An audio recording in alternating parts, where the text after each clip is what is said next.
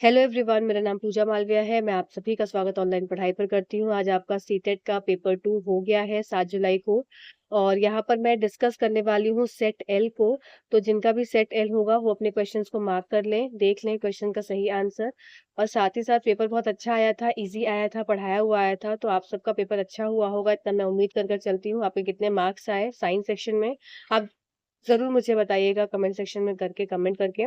चलिए आइए सीधा स्टार्ट कर देते हैं और उसके बाद जो नेक्स्ट एनालिसिस मैं लेकर आऊँगी वो कंप्लीट पेपर की रहेगी 150 क्वेश्चन की। तो अभी सिर्फ हम साइंस यहाँ डिस्कस करेंगे। पहला क्वेश्चन है, निम्नलिखित में से क्या मानव परिसंचारी प्रणाली तंत्र को वर्णित करता है? तो ये आपका आंसर हो जाएगा फर्स्ट की क्लोज्ड एंड डबल सर्कुलेशन होता है। कहाँ पर? आपका ह्यूमन सर्कुलेटरी सिस्टम में, जिसमें हार्ट का आपका डायग्राम आपने देखा था और किस तरह से हार्ट कनेक्टेड था लंग के साथ, इसीलिए इसको डबल सर्कुलेशन बोलते हैं कि हार्ट में 2 बार ब्लड जाता है। तो आपका फर्स्ट वाला ऑप्शन हो जाएगा। सेट एल की हम यहाँ बात कर रहे हैं, ठीक है। चलो नेक्स्ट क्वेश्चन है, gender responsive pedagogy in science entails. विज्ञान में लिंग प्रतिसंवेदी शिक्षा शास्त्र अपरिहार्य बनाता है। तो क्या है ये? Use of gender sensitive language, लिंग संबंधी संवेदनशील भाषा के उपयोग को, engaging students in examining stereotypes, रूढ़िबद्ध धारणाओं की जांच परख करने में विद्यार्थियों को संलिप्त करने को, मेकिंग जेंडर बेस्ड ग्रुप। तो आप जैसे ही जेंडर बेस्ड ग्रुप पे आ जाएंगे तो यहाँ पे एक तो ये हो गया आपका नेगेटिव टर्म कि आपने जेंडर बेस्ड ग्रुप्स बना दिए कि लड़कों को अलग लड़कियों को अलग कर दिया, तो वैसे ही नेगेटिव टर्म हो गया। ठीक है। फिर using differentiated instructions and assessment, भेदी अ, विभेदीकृत निर्देश एवं आकलन के प्रयोग। तो इसमें क्या हो गया, ये डिफरेंशिएट कर रहे हैं और इंस्ट्रक्शन असेसमेंट में, तो ये भी आपका गलत हो जाएगा। फिर फर्स्ट वाला ऑप्शन क्या कहता है, use of gender sensitive language.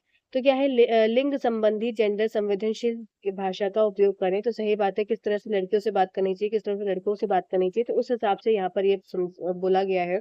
तो ऑप्शन नंबर फर्स्ट आपका करेक्ट हो जाएगा। फिर engaging student in examining stereotypes, कि बच्चे ये समझें कि स्टीरियोटाइपिक क्या होता है, कैसे लोग एक दूसरे से मतलब भेद करते हैं एक दूसरे में। तो यहाँ पर क्या है, एंगेज करना उनको ये समझने में कि ये चीज गलत है। तो आपका ऑप्शन नंबर ए और बी यहाँ पर करेक्ट उत्तर हो जाएगा, जो कि आपका हो गया ऑप्शन नंबर 4। ठीक। सेकंड वाला देख लिया होगा आपने 62 क्वेश्चन। अब देख लेते हैं अगला क्वेश्चन हो गया आपका, the colour of a flame depends upon. कितनी बार हम लोग ने ये चैप्टर क्लास 8 एनसीईआरटी बुक का कंबशन वाला चैप्टर, दहन वाला चैप्टर किया है, जिसमें colour of a flame depends upon, इसके भी हमने वहां देखा था कि फ्लेम किस तरह से होती है और कैसे आपका जो सबसे पहले कंबस्टिबल सब्सटेंसेस होते हैं, फिर डिफरेंट डिफरेंट जोन्स होते हैं फ्लेम के, तो ये सब हम देख चुके हैं। तो इसमें होता है ये नेचर ऑफ कंबस्टिबल सब्सटेंस पे और ऑक्सीजन सप्लाई पे। तो यहाँ पर क्या हो जाएगा, आपका ऑप्शन ए और बी करेक्ट हो जाएगा। इसके हिसाब से ऑप्शन नंबर 4 करेक्ट उत्तर हो जाएगा कि ज्वाला का रंग निर्भर करता है किस पे, आपका पदार्थ की प्रकृति पर और ऑक्सीजन की आपूर्ति पर। ठीक है, तो ये आपका ऑप्शन नंबर ए और बी करेक्ट हो जाएगा। नेक्स्ट क्वेश्चन देख लेते हैं, 64th question, which of the following is true regarding scientific laws. निम्नलिखित में से वैज्ञानिक नियमों के बारे में कौन सा सही है? पहला है वैज्ञानिक नियम के बारे में हमें यहाँ बात करनी है। ठीक है। They provide reasoning for physical phenomena. क्या सिर्फ फिजिकल फिनोमेना के लिए ही रीजनिंग देते हैं? तो ये तो वैसे ही गलत हो गया। ठीक है। They describe relationship between observable phenomena. देखते हैं, they are form from scientific theories. क्या सिर्फ साइंटिफिक थ्योरी से ही लॉ बनता है? ठीक है, देखते हैं। They can't be challenge. तो ये तो गलत बात हो जाएगी। तो इसके हिसाब से आपका ऑप्शन हो जाएगा कि वे अवलोकनशील परिघटनाओं के मध्य संबंधों का वर्णन करते हैं। तो ऑप्शन नंबर 2 यहाँ पर आपका करेक्ट उत्तर हो जाएगा कि दे describe relationship between observable phenomena. जो ऑब्जर्व आपने किया, जो ऑब्जर्व करेंगे, जिसका क्या होगा, रिसर्च होगा, जिसकी क्या होगी, एक तरह से परिकल्पनाएं बनाई जाएंगी, जिनका ऑब्जर्वेशन होगा, और उसी को क्या करेंगे, फिर फर्दर उस पर काम होगा, तब जाकर वो कोई एक लॉ बनता है। साइंस में इसी तरह से होता है। तो आपका ऑप्शन नंबर 2 करेक्ट उत्तर होगा। इस क्वेश्चन को हम इस तरह के क्वेश्चन को कर चुके हैं, पर देखिए किस तरह से स्टेटमेंट चेंज करके इन्होंने इस बार इस क्वेश्चन को पूछा है। Which of the following statement are true. क्या है ये? आप ये देखो, ये आ गया आपका रिप्रोडक्शन वाले चैप्टर से, प्रजनन वाले चैप्टर से, और ये भी हमने कितना भर भर के किया था। ठीक है। Self pollination takes place only in bisexual flower. जैसे ही ओनली शब्द आ गया, वैसे ही ये आपका एक नेगेटिव पार्ट हो गया, तो ये तो वैसे ही गलत हो गया। ठीक। फिर आपका bisexual flowers can pollinate both by self and cross section pollination. ये बात ठीक है कि एक कोई फ्लावर है जिसमें फीमेल पार्ट भी है और मेल पार्ट भी है, एंथर और आपका पिस्टिल दोनों है, मतलब एक तरह से स्टेमन और पिस्टिल दोनों है। स्त्री केसर और पुंकेसर दोनों है, तो इसमें क्या होगा, सेल्फ पॉलिनेशन भी हो सकता है और क्रॉस पॉलिनेशन भी हो सकता है। तो इसके हिसाब से यहाँ पर आंसर क्या हो जाएगा कि A is false but B is true. तो ऑप्शन नंबर 3 करेक्ट उत्तर हो जाएगा कि A is false. A false क्यों हो गया कि self pollination takes place only in bisexual plants, तो ये तो गलत बात है। सेल्फ पॉलिनेशन आपका यूनिसेक्सुअल प्लांट्स में भी हो सकता है, जो कि आपका क्या हो गया, डिफरेंट डिफरेंट प्लांट्स की बात हो गई। ठीक है, चलो नेक्स्ट क्वेश्चन देख लेते हैं। Which of the following illustrate science as inquiry. निम्नलिखित में से कौन सा जांच पड़ताल की तरह विज्ञान को चित्रित करता है। Observe the types of. अब देखो आपको क्या करना है कि illustrate the science as inquiry की मतलब साइंस एक इंक्वायरी है, मतलब उसमें जांच पड़ताल करनी पड़ती है। तो किस चीज में हमको जांच पड़ताल करनी पड़ेगी, किस चीज में हम एक तरह से ऑब्जर्व करेंगे, किस चीज को हम कर कर देखेंगे, किस चीज को में हम अपनी सोच को और लगाएंगे कि हम इसको और किस तरीके से कर सकते हैं। तो देख लेते हैं क्या क्या हो सकता है। क्या पहला वाला ऑप्शन है कि विभिन्न पर्णों में शिरा विन्यास के प्रकार का अवलोकन करना। तो क्या सिर्फ observe the type of venation in leaves, तो क्या मेरे पास एक लीफ है, इसमें इस तरह का वेनेशन है, फिर एक मेरे पास लीफ है, इसमें इस तरह का वेनेशन है, क्या इससे मेरी इंक्वायरी अप्रोच बढ़ रही है, नहीं। Classify the given plants into herb shrubs and trees, तो इससे भी मेरी कुछ इंक्वायरी अप्रोच नहीं बढ़ रही है कि मुझे उसमें इंक्वायर करने की जरूरत नहीं, मैं सिर्फ इसको मैं वर्गीकृत कर सकती हूँ कि हर्ब श्रब ट्रीज है, या इसमें रेटिकुलेट वेनेशन है, जालिका रूपी है, या आपका फाइब्रस वाली हो गई एक आपकी रेटिकुलेट, और पैरेलल वेनेशन जो आपके समानांतर हो गई। फिर नेक्स्ट है थर्ड वाला कि explore the factors which affect the rate of germination in gram seeds. हाँ, ये वाला ऑप्शन हो सकता है कि आप इसमें अगर एक्सप्लोर कर रहे हैं ऐसे कारक को, चने के बीज के में अंकुरण की दर को प्रभावित करने वाले कारकों का अन्वेषण करना। तो अब इसमें अन्वेषण करने में आप देखेंगे कि आप इसमें पानी ज्यादा डाल रहे हैं, कि आप इसको सूरज में रख रहे हैं, तो एक तरह से इंक्वायर कर रहे हैं, एक तरह से आप उसमें अपना ऑब्जर्वेशन लगा रहे हैं। तो ऑप्शन नंबर 3 यहाँ पर करेक्ट उत्तर हो जाएगा। ठीक है, नेक्स्ट क्वेश्चन क्या है। Metal oxides are basic in nature. ये हमने कितनी बार पढ़ा है ना, ये वाला कि मेटल ऑक्साइड्स होते हैं जो बेसिक होते हैं, और एसिड जो आपके नॉन मेटल ऑक्साइड्स जो होते हैं वो एसिडिक होते हैं नेचर में। ठीक है, ठीक है, ये तो क्या हो गया, metal oxides are basic in nature. अच्छा, क्वेश्चन देख लेते हैं क्या है। एयर एक्सपैंड्स ऑन हीटिंग, ठीक है। Lime water turns milky on passing carbon dioxide, sodium hydroxide and hydrochloric acid neutralize each other. अब ये if observation is represented by O and inference is by A, which of the following statement is correct. क्या है आपका, अगर अवलोकन द्वारा, just a second, अगर अवलोकन ओ द्वारा निरूपित है और एवं आई द्वारा अध्याहार निष्कर्ष है, तो निम्नलिखित में से कौन सा कथन सही है। देखो, तो ये क्या हो गया, ये तो एक तरह से निष्कर्ष हो गया ना कि मेटल ऑक्साइड्स क्या होते हैं, एक बेसिक है नेचर में, एक स्टेटमेंट दे दी। एयर क्या है, एक्सपैंड करती है हीटिंग में, ये भी एक स्टेटमेंट दे दी। ठीक है, फिर sodium hydroxide and hydrochloric acid क्या है, न्यूट्रलाइज कर देते हैं एक दूसरे को, ये भी एक स्टेटमेंट है। तो ये सब क्या होगा, ये सब निष्कर्ष हो गए, ये सब आपके निष्कर्ष हो गए, इन्फेरेंस हो गए। पर आपको ऑब्जर्वेशन क्या है कि लाइम वाटर के अंदर, ये मेरे पास लाइम वाटर है, यहाँ पर लाइम वाटर है, इसमें मैंने कार्बन डाइऑक्साइड को फूका, तो फिर देखा कि इसमें सॉरी इसमें क्या है, कार्बन डाइऑक्साइड को फूकने से क्या हुआ, तो मैंने देखा कि मैंने ऑब्जर्व किया, क्या हुआ कि ये मिलके एक दूधिया रंग का हो गया। तो ये क्या है, मेरा एक तरह से ये ऑब्जर्वेशन, ऑब्जर्व करने के बाद हुआ। तो इसका मतलब सी ऑब्जर्वेशन है, बाकी सब आई आई है। ठीक है, तो हम देख लेते हैं आई, आपका आई आई, देखो कितना कंफ्यूजिंग ऑप्शन दिया है, ए बी, ए बी, और ऑप्शन ए हमको देखना है, ए है आई आपका, ए है आई आपका, ए है आई आपका, ए इसमें ओ है, इसमें ए आई है, ठीक है, इसमें ए आई है, ठीक है, देख लेते हैं। फिर बी है आई आपका, बी है आई आपका, बी है आई आपका, तो बी तो ये ओ हो गया, गलत हो गया। फिर बी है आपका, कितना अजीब सा इसमें ये दे के रखा है, तो कितने कंफ्यूजिंग ऑप्शन है कि ऑप्शन देखने में आपको टाइम लग रहा है। तो ऑप्शन नंबर 4 आपका करेक्ट आंसर हो जाएगा कि आई के आगे इन्होंने लेके रखा है कि ए बी डी आपके आई है और सी आपका ओ है। ठीक है, तो ये आपका यहाँ पर आंसर हो गया। ठीक, चलो, टाइम लगाने के लिए इन्होंने टाइम जबरदस्ती लगाया इस क्वेश्चन में। क्वेश्चन आसान था पर टाइम लग गया सिर्फ ऑप्शन को देखने में। असर्शन क्या है कि आपको करेक्ट स्टेटमेंट देखनी है। असर्शन क्या है कि the rate of breathing in aquatic plants is slower then land plants. तो भाई ये स्लोअर नहीं होती, ये हाइयर होती है। क्यों होती है, क्योंकि इसमें डिजोल्व ऑक्सीजन होती है और डिजोल्व ऑक्सीजन की रेट कम होती है, दर कम होती है। ठीक है, presence of large amount of dissolve oxygen affect the rate of breathing.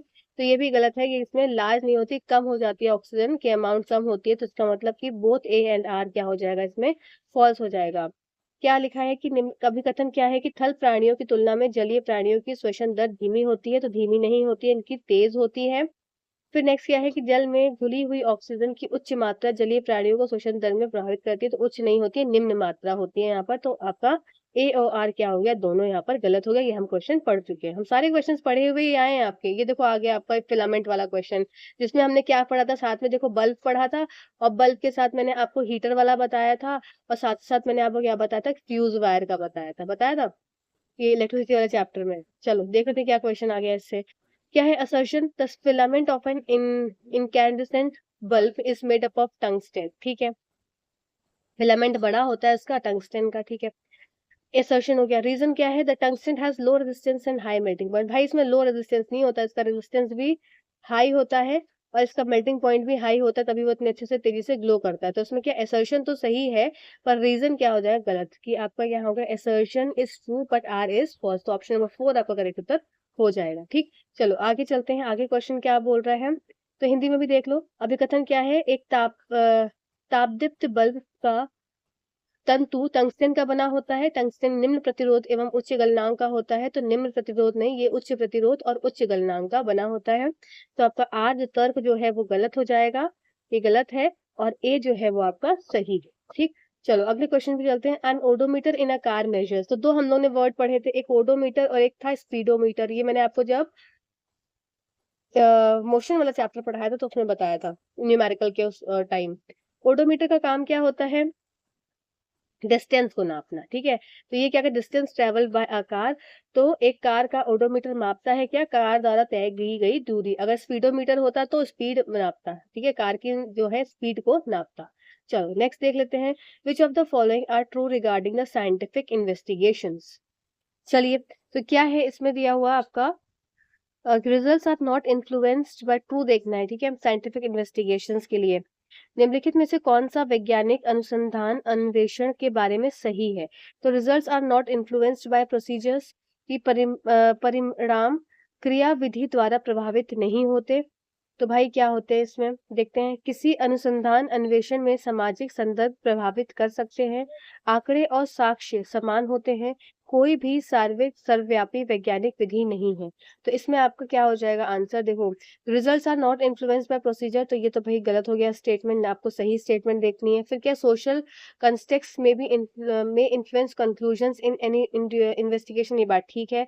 फिर data and evidences are same, ऐसा जरूरी नहीं कि डाटा और एविडेंसेस क्या हो हर समय सेम हो। फिर there is no universal scientific method, तो ये बात भी आपकी क्या हो जाती है सही, कि हर समय एक यूनिवर्सल साइंटिफिक मेथड नहीं होता है। तो इसका मतलब यहाँ पर बी और डी आपका ठीक है, तो इसका मतलब ऑप्शन नंबर 3 आपका करेक्ट उत्तर हो जाएगा। ठीक है, चलो नेक्स्ट क्वेश्चन देख लेते हैं, असर्शन और रीजन का क्वेश्चन है। It is recommended that acid should be added to water for diluting the acid and not vice versa. यह अनुशंसित है कि अम्ल को तनु बनाने के लिए जल में अम्ल डाला जाना चाहिए, ना कि जल अम्ल में जल। ठीक है, तर्क क्या है, अम्ल का मंदन करना उच्च रूप से ऊष्माक्षेपी अभिक्रिया है। Dilution of acid is highly exothermic reaction. तो आपकी ये दोनों स्टेटमेंट क्या हो जाती है, सही हो जाती है। इसका मतलब कि both A and R are true. तो इसमें क्या हो जाएगा, ऑप्शन नंबर 2 करेक्ट उत्तर हो जाएगा, कि both A and R are true and R is the correct explanation of A. ठीक है, चलो नेक्स्ट क्वेश्चन पे चलते हैं। नेक्स्ट क्वेश्चन क्या है आपका, the purpose of divergent question in classroom can be. ये तो हर बार का फेवरेट क्वेश्चन है सीटेट का, ये divergent question, open ended question इसके नाम से आता है। विज्ञान कक्षा में अब सारी प्रश्नों का उद्देश्य हो सकता है, क्या हो सकता है, टू प्रमोट क्रिटिकल थिंकिंग, आलोचनात्मक चिंतन को प्रोत्साहित करना, बात ठीक है। विद्यार्थियों के बीच भेद करना, तो भाई डिस्कशन मतलब एक तरह से डिस्टिंक्शन नहीं करना है कि ये अच्छा बोल रहा है ये गलत बोल रहा है, तो ये तो वैसे ही नेगेटिव हो गया।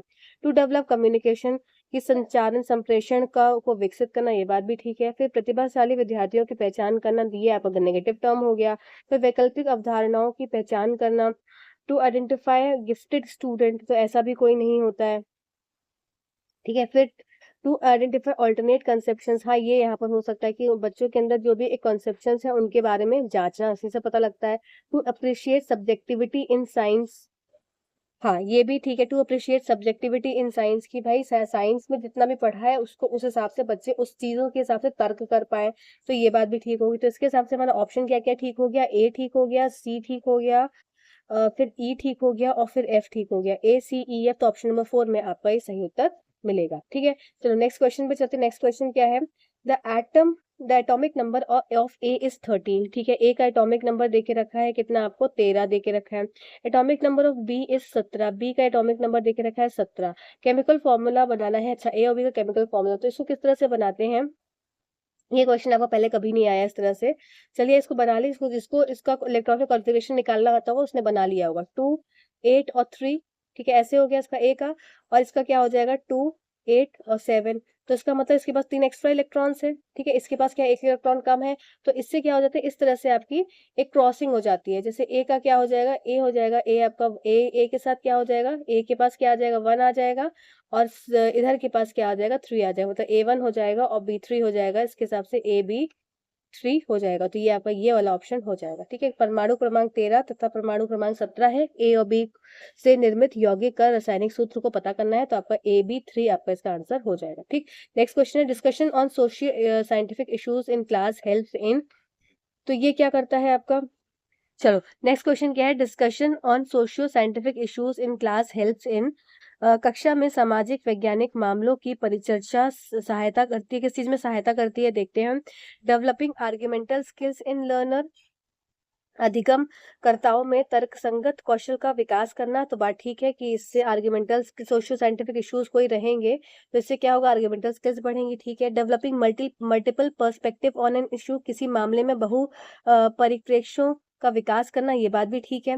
फिर एनकरेजिंग सिटीजन साइंस एक्टिविटीज, तो देखो ए और बी ऑप्शन किस में ठीक आ रहा है, ए और बी आपका ऑप्शन एक ही में आ रहा है। ठीक, अगर आपको ना बाकी में कंफ्यूजन लग रहा होगा तो आप ऑप्शन से पहुंच जाएंगे कि ए और बी तो एकदम कंफर्म ठीक है। ठीक है, तो उसके हिसाब से आपका ऑप्शन नंबर 3 करेक्ट उत्तर हो जाएगा।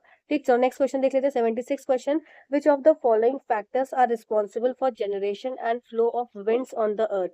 ये हमने किस में पढ़ा था, लैंड ब्रीज और सी ब्रीज। ठीक है, लैंड ब्रीज और आपका सी ब्रीज, तो ये किसके किससे होता है, लैंड ब्रीज और सी ब्रीज, तो यही वही चीज है यहाँ पर। निम्नलिखित में से कौन से कारक पृथ्वी पर पवनों के जनन एवं बहाव के लिए उत्तरदायी होते हैं।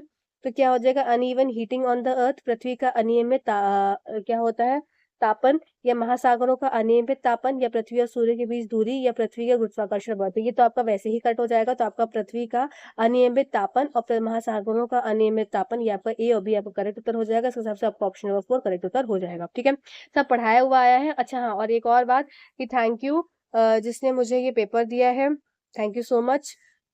और थोड़ा सा एक्टिवली आप लोग पेपर दे दिया करिए तो अच्छा लगता है। नेक्स्ट क्वेश्चन है, the ceiling of cinema halls and concert halls are gradually curve. तो ये हमने साउंड वाले चैप्टर में पढ़ा था, रिवर्बरेशन वाला फिनोमेना था। क्या था, ceiling of cinema halls and concert halls are generally curved. Cinema hall और संगीत समारोह हॉल की छतें सामान्यतः वक्रित होती हैं। Sound waves after striking a curve surface gate reflected in all direction. तो क्या है, एक वक्रित सतह के टकराने के पश्चात ध्वनि तरंगों सभी दिशाओं में परावर्तित हो जाती है। तो ये बात आपकी दोनों ठीक है, असर्शन और रीजन दोनों आपका ठीक है। तो आपको क्या हो जाएगा कि both A and R are true, A and R are true and R is the correct explanation of A. तो आपका ऑप्शन नंबर 2 करेक्ट उत्तर हो जाएगा। ठीक, चलो नेक्स्ट देख लेते हैं। ये देखो ये आ गया यहाँ पर एसिड और बेस। एसिड और बेस हमने कितनी बार समझा है, कितनी बार समझा है, सारे सारे कॉन्सेप्ट्स को मैंने आपको बताया था। ठीक है, चलो देख लेते हैं। इन टर्मरिक है, टर्मरिक है तो बेस क्या हो जाता था, बेस जो कलर चेंज इन बेस, तो ये आपका नो कलर टर्मरिक। एसिड में तो नो कलर मतलब टर्मरिक का येलो ही कलर रहता था और बेस में हो जाता था रेड। तो देख लो पहले वाला ए वाला ऑप्शन रेड किस में लिख रहा है आपको, ये फर्स्ट तो वैसे ही कट गया, ये आपको येलो वाला पहले ही कट गया। ठीक है, तो ए वाला आपका या तो रेडिश होगा या सेकंड या फोर्थ में से होगा। ठीक है, फिर देख लेते हैं, चाइना रोज डार्क पिंक होता है और आपका क्या हो जाता था उधर, ग्रीनिश सा रहता था। तो आपका क्या हो जाएगा next, reddish brown, reddish brown, pink और ग्रीन। तो आपका ऑप्शन नंबर 2 करेक्ट उत्तर हो जाएगा कि ग्रीन रहता है चाइना रोज। ठीक है, फिनोप्थलीन में एसिड क्या रहता है आपका, फिनोप्थलीन में एसिड रहता है आपका कलरलेस। ठीक है, मिथाइल ऑरेंज में क्या था आपका, ये ऑरेंज ही रहता है। ठीक है, तो हमारा ऑप्शन नंबर 2 करेक्ट उत्तर हो जाएगा। ये हमने कई बार किया है, सबका ठीक हुआ होगा, सबका क्वेश्चन, सबका साइंस का तो बहुत ही अच्छा गया होगा पेपर। बाकी तो अभी मैंने देखे नहीं, जब देखना, 3 identical holes are punched at a different levels in a pot glass. लो आ गया प्रेशर वाला भी। ये क्या था, 3 आइडेंटिकल होल्स करे गए थे जो हमने कितनी बार अपना बोर्ड पर समझा है। चलो देख लेते हैं। In a plastic pot, the bottle is filled with water. Which of the following statement is true regarding the flow of water from the hole? So मैंने क्या बताया था, जितना ज्यादा नीचे पानी होगा होल होगा उतना क्या रहेगा, उतना दूर जाएगा, और जितना ऊपर रहेगा उतना पास जाएगा। उसको किस तरह से बताया था कि जब नीचे है तो जब से ज्यादा प्रेशर रहेगा, बहुत प्रेशर रहेगा तो बहुत तेजी से पानी निकलेगा, ऊपर है तो थोड़ा कम प्रेशर रहेगा। तो इस हिसाब से आपका ये आंसर होगा। Water from the lowest holes come out with the greatest force. Water from the lowest hole comes out with the greatest force, हाँ ठीक है। Water from the highest hole comes out with the greatest force, नहीं। Water from all holes come out with equal force, नहीं। ये तो तब होता है जब कैसा था, हमारा एक सर्किल में अगर हम इस तरह से छेद करते हैं तब इक्वली आता है, तो इसमें तो नहीं हो जाएगा। Water from lowest hole falls at a maximum distance, हाँ ये बात भी ठीक है। Water from the highest hole fall at a maximum distance, नहीं। हाईएस्ट में तो सबसे नीचे सबसे पास में जाएगा, है ना। Water from all holes at a same distance, नहीं। तो इसका मतलब आपका ए और डी सही है। ए और डी हमारा किस में है, ऑप्शन नंबर फर्स्ट में हमारा ए और डी ठीक है। चलो, ये हमारा क्वेश्चन बहुत अच्छा क्वेश्चन था। क्या है, एक प्लास्टिक की बोतल में भिन्न भिन्न स्तरों पर स्तरों पर समरूप 3 छेद किए गए हैं, बोतल के पानी से भर दिया गया है। अब क्या निम्नतम छेद से पानी अधिकतम बल से निकलेगा, ये बात ठीक है। फिर उच्चतम छेद से नहीं। फिर सभी छेदों से पानी समान रूप से बाहर निकलेगा, नहीं। निम्नतम छेद से पानी अधिकतम दूरी पर निकलेगा, नहीं। उच्चतम छेद से पानी अधिकतम दूरी पर निकलेगा, तो ऑप्शन नंबर ए और ऑप्शन नंबर ई आपका सही उत्तर हो जाएगा। ठीक है, चलो नेक्स्ट क्वेश्चन देख लेते हैं। Which of the following is not a feature of alternate conception in science? तो क्या होना चाहिए इसमें, विच of the following is not a feature of alternate conceptions in science? निम्नलिखित में से कौन सा विज्ञान के वैकल्पिक अवधारणाओं की विशेषता नहीं है? तो वैकल्पिक अवधारणा क्या हो गई, मिसकंसेप्शंस हो गए। तो कौन सा नहीं है, तो देखो, आइडियाज आर स्टेबल, ये सब तो है। Ideas do not demonstrate cause and effect, ये नहीं होगा इसका answer. Just a second. Ideas are stable, ये भी नहीं होगा। आइडियाज रेजिस्टेंट टू चेंज, नहीं। तो ये आपका आंसर हो जाएगा ideas are develop from observable features. ठीक है, तो ऑप्शन नंबर फोर्थ आपका करेक्ट उत्तर हो जाएगा। चलिए नेक्स्ट क्वेश्चन में चलते हैं। An object floats with 1/4 part of its volume outside the liquid when put in liquid A. ठीक है, एक कोई लिक्विड ए है, इसमें ऑब्जेक्ट क्या है, एक चौथाई भाग उसका फ्लोट करता है, मतलब एक भाग ऊपर है और चौथाई भाग क्या है उसका नीचे है। ठीक है, and 3/4 part of its volume outside the liquid when it is put in liquid B. अब लिक्विड बी में है तो तीन भाग इसका ऊपर है और चौथाई भाग इसका नीचे है, 3/4 भाग। ठीक है, which of the following statement is true? तो densities of liquid can not be compared, नहीं, ये बात गलत है। Density of liquid A is return density of liquid B, हाँ ये बात ठीक है कि डेंसिटी ए की क्या हो जाएगी, ज्यादा है, इसलिए उसका ज्यादा भाग क्या है, नीचे की तरफ है। और density of is greater than the density of liquid B, तो इसका मतलब ये वाला क्या हो जाएगा, ज्यादा डेंस है, और ये वाला क्या है, कम डेंस है। ये आपने किया होगा अगर आपने डेंसिटी वाला टॉपिक समझा होगा जो हम लोगों ने किया था। ठीक, नेक्स्ट क्वेश्चन देख लेते हैं। 82 question. A class 7th teacher plans to identify alternate conceptions of student in the topic adaptation in plants and animals. Which of the following set of strategies is best suited for this purpose? कक्षा 7th का एक शिक्षक है, पादपों और जीव जंतुओं में अनुकूलन विषय पर विद्यार्थियों की वैकल्पिक अवधारणाओं की पहचान करने की योजना बनाता है। इस उद्देश्य के लिए निम्नलिखित रणनीतियों में से समुच्चय में कौन सा सर्वाधिक उपयुक्त होगा? तो इसमें आपका क्या हो जाएगा, क्या वो ड्राइंग करेगा, नहीं। क्या वो सिर्फ ड्राइंग करेगा, नहीं। फिर आपका क्या हो जाएगा, इसमें भी ड्राइंग आ गया, नहीं। तो देखो, एक ही टर्म सब में आया, इसी से आपका क्या हो गया, आंसर पे आप आ गए। तो आपका क्या आंसर हो जाएगा, portfolio, group discussion, diagnostic questionnaire. इससे क्या हो जाएगा, वो उसकी जो ऑल्टरनेटिव कंसेप्शन है उसको आप ठीक कर पाएंगे। नेक्स्ट क्वेश्चन क्या है, 83 question. Which of the following is not cause due to excessive use of fertilizer and pesticides? तो क्या हो जाएगा इसका आंसर, सॉइल इरोजन नहीं होता इससे। ठीक है, फर्टिलाइजर्स और सॉइल इरोजन मतलब कि सॉइल का हट जाना, है ना। तो क्या हो जाएगा, मृदा अपरदन नहीं होता, बाकी सब हो जाता है। ठीक, नेक्स्ट क्वेश्चन देख लेते हैं। देखो, ये भी क्वेश्चन हमने कितनी बार करा है, लेंस आपका मिरर वाले। क्या क्वेश्चन है ये, identify the mirror on the basis of information given below. Plane mirror होगा तो क्या था, ऑब्जेक्ट इरेक्ट रहेगा, सेम साइज रहेगा। फिर आपका कॉनकेव मिरर रहेगा तो सब तरह की इमेजेस बनाता है। कॉन्वेक्स था तो क्या था, सिर्फ आपकी वर्चुअल इरेक्ट और पॉइंट साइज डिमिनिश्ड इमेज बनाता था। ये देखते हैं क्या क्वेश्चन है। तो virtual nature of the image क्या है, वर्चुअल इन इरेक्ट और same size as the object. तो ये क्या था, virtual erect same size as the object, तो यहाँ पर आ जाएगा हमारा प्लेन मिरर। वर्चुअल इरेक्ट बनाता था तो ये हो गया हमारा प्लेन मिरर। ठीक है, देखते हैं। तो प्लेन मिरर हो गया तो वैसे ही ये वाला ऑप्शन और ये वाला ऑप्शन कट गया आपका। ठीक, तो तो आपका बचा 2 और 4। नेक्स्ट है real and inverted same as the object. Real और इन्वर्टेड कौन बनाता है आपका?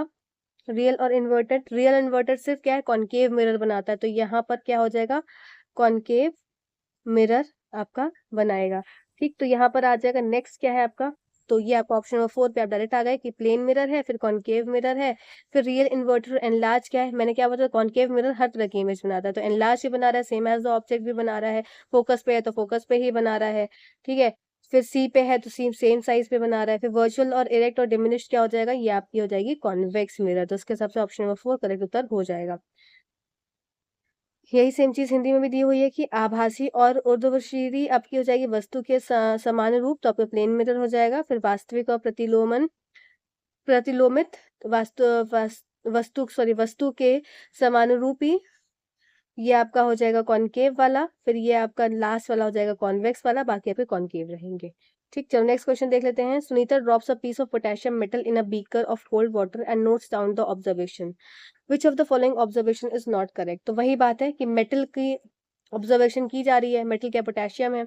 ठीक है, पोटेशियम की बात की गई है, तो इसने बीकर में डाला जो कि कोल्ड वाटर का बीकर में है।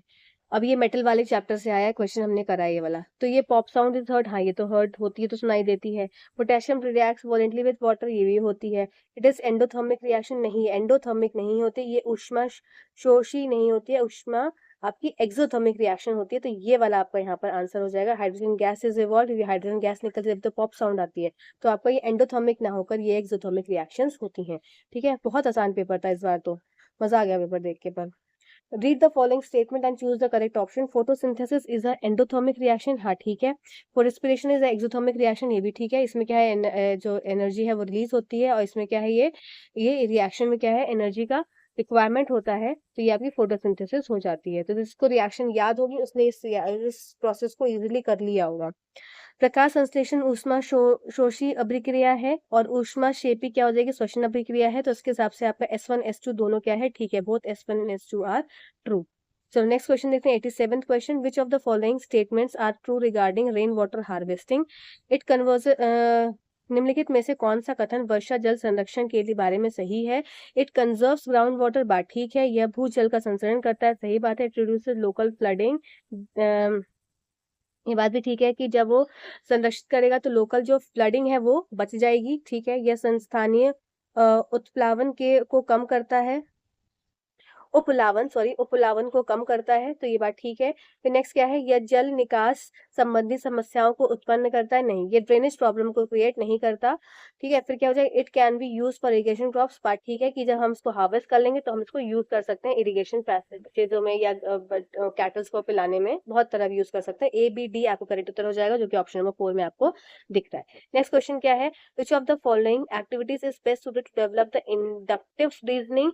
इंडक्टिव रीजनिंग मतलब कि एग्जाम्पल से रूल की तरफ, तो यहाँ पर क्या हो जाएगा, solve numerical problems based on laws of reflection, ये तो गलत हो जाएगा। Asking student to state laws of reflection, गलत हो जाएगा। Asking student to measure angle of reflection for various cases of angle of incidence in a plane mirror, verify laws of reflection experimentally. तो यहाँ पर asking student to measure angle of reflection for various cases of angle of incidence in a plane mirror, तो उनको सिर्फ angle बता देना और उनको मेजर कर देना, इसमें वो अपनी रीजनिंग नहीं लगा पाएंगे। इसमें जो फोर्थ वाला ऑप्शन है कि verify laws of reflection experimentally, कि प्रयोगात्मक रूप से परावर्तन के नियमों को सत्यापित करना, यहाँ पर वो अपना दिमाग लगाएंगे कैसे वो लॉज ऑफ रिफ्लेक्शन को वेरीफाई कर सकते हैं डिफरेंट अपने एंगल्स पे मिरर को रखकर। तो ऑप्शन नंबर 4 आपका करेक्ट उत्तर हो जाएगा।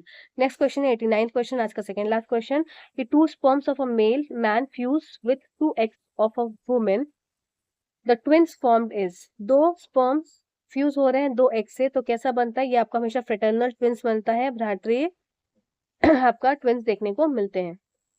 नेक्स्ट लास्ट क्वेश्चन आज का, which of the following statement is not true regarding conduction of heat. देखो, all materials do not allow heat to flow through them in the same way, not है, ठीक है, ये बात ठीक है कि all materials do not allow heat to flow through the in the same way, बात ठीक है, बिल्कुल सही है कि सभी पदार्थ ऊष्मा को स्वयं से समान प्रकार से प्रभावित होने की अनुमति नहीं देते, बात ठीक है। Conduction is faster in solid than liquid, देखते हैं, two object should be in contact with each other for heat flow,